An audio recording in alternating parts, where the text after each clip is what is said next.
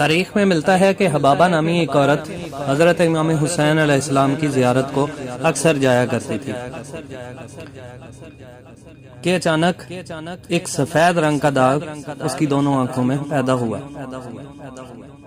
اس مرض کے عارض ہونے کی وجہ سے اس عورت کو بہت عجیب سا فیل ہونے لگا، جس کی وجہ سے ایک مدت تک وہ حضرت امام حسین علیہ السلام کی زیارت سے محروم رہی۔ ایک روز حضرت امام حسین علیہ السلام نے اپنے اصحاب سے اس عورت کے متعلق دریافت کیا تو اصحاب نے فرمایا، یا ابن رسول اللہ، اس کی دونوں آنکھوں کے درمیان ایک سفید داغ پیدا ہو گیا ہے، اسی سبب اس نے گھر سے نکلنا ترک کر دیا ہے۔ یہ سنتے ہی حضرت امام حسین علیہ السلام نے اپنے اصحاب سے ارشاد فرمایا، اس عورت کی عیادت کے لیے چلو۔ پس حضرت بمائے اصحاب حبابہ کے گھر تشریف لے گئے۔ اس وقت وہ اپنی جائے نماز پر مشغول نماز تھی۔ حضرت نے فرمایا، اے حبابہ، تو ہماری زیارت کو کیوں نہیں آتے؟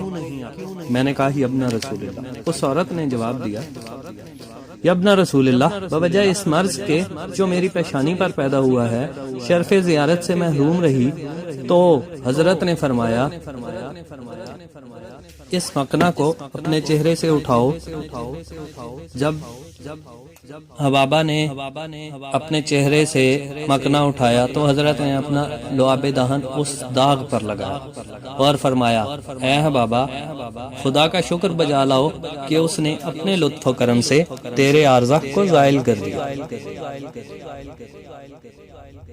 بموجب ارشاد حضرت میں سجدہ شکر بجا لائی۔ بعد ازاں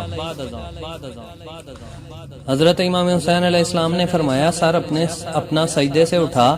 جب میں نے سر اٹھایا اور آئینہ میں دیکھا تو فرزند رسول کے اعجاز سے مطلق نشان اس عارضے کا نہ پایا، بس حمد خدا بجا لائی۔ اللہم صلی علی محمد۔